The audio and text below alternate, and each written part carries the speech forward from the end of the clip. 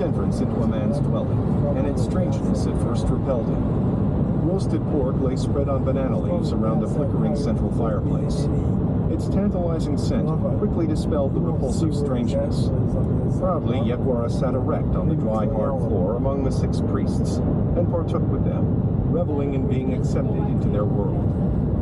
Moment by moment, he absorbed more and more of their indomitable male pride. After the feast, his uncles handed him a bow and arrows, and led him out to the same rock where earlier he dried himself in the sun with Alisin, Nindek, and little Toby. "Stand here holding these weapons until it is dark," Moon commanded. "Do not sit down or crouch when you get tired. The Lord of the Earth must learn to endure." The thunder and lightning now receded into distance, leaving only cold, oppressive mist and drizzling rain. Yekwara faced it bravely, stretching to full height.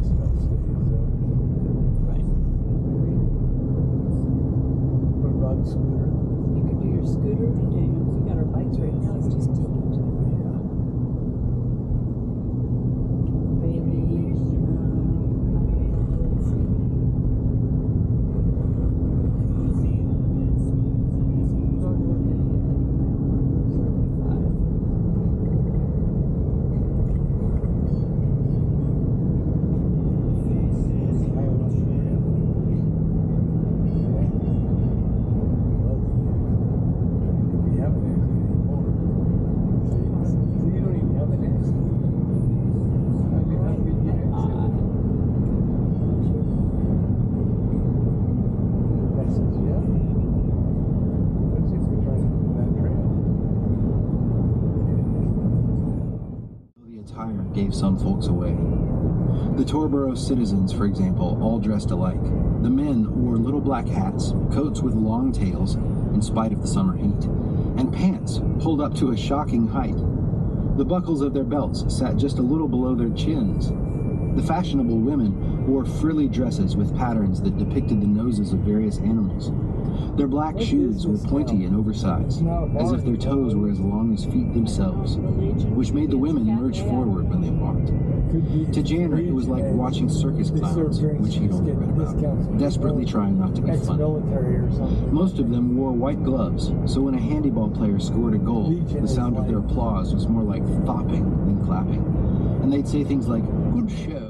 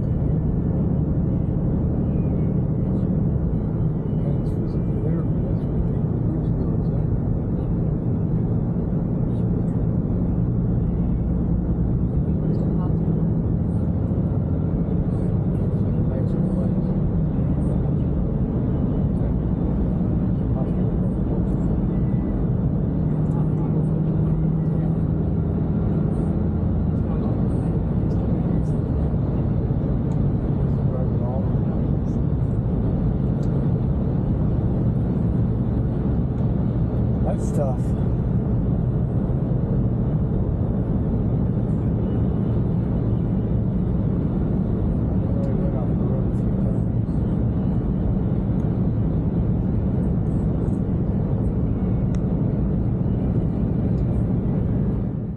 Clutching his throat.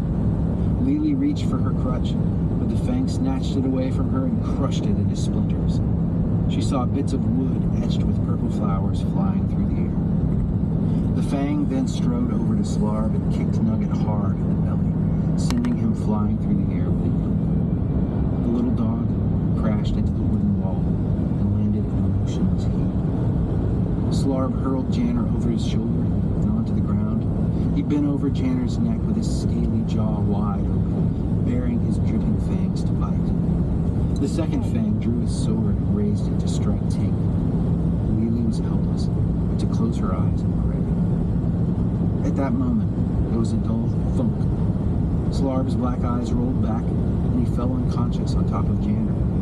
The second Fang had time to see that Slarb had been hit in the head with a fist-sized rock before he felt a stone smash into his own temple. He tottered for a moment, then crumbled to the dirt. Tink lay there stunned. "Where did those rocks come from?" he asked between gasps for air. Lily's hands were folded tight and her eyes were still shut. She opened one of her eyes, amazed that the three of them were still alive. They heard Janner's muffled voice from beneath the Fang, and Tink snapped out of his daze. After a few heaves, he pushed Slarb off, and Janner scrambled away with a moan, wiping his neck where the Fang's burning venom had tripped him. Janner rushed over to Lily and helped her up, inspecting her carefully. "Are you hurt?" Lily trembled but shook her head, pushing her hair from her face. She hugged her brothers and smiled through stubborn tears. "Nugget!" she cried, and hobbled over to the little black hole. Struck the Fangs in the alley. She stopped walking. "And you saw no one? No sign of who might have thrown the rocks?" "No one." Janner looked puzzled. He saw his mother's brow crease as they continued walking. His head buzzed with questions. Where had she hidden all those jewels? Enough to buy half the town of Blipwood. And why did she keep the secret from the family all these years? Couldn't they have used just a bit of it to make their lives a little easier? Janner had never seen so much gold in one place, and the thought that they had been in his family all these years made him, what, angry? Thankful? Janner didn't know what to feel, as if his insides were as clumsy as his outsides. All that gold, all those precious stones, gone. No, not gone, adorning Commander Norm's fingers and wrists. Janner wondered what their family needed and didn't have, and was humbled to realize that there was nothing. He had to admit to himself that his mother and Poto had provided all that they needed.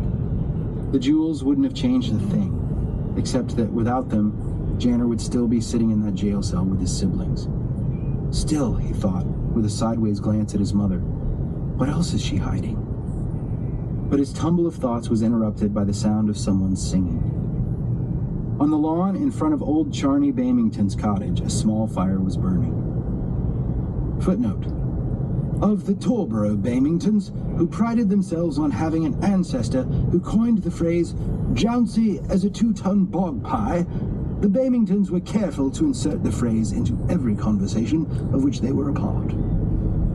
Several people lounged around it, listening to Armel and the bards sing. The orange glow of the fire lit his face and cast a large shadow on the house behind them, surrounding him, roaring in his ears.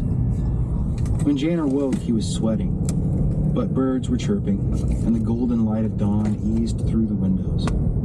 It felt as though the previous day's events were part of his nightmare, and the world of his warm bed, and the sturdy old cottage so full of life. The last thing Janner saw as he exited the room.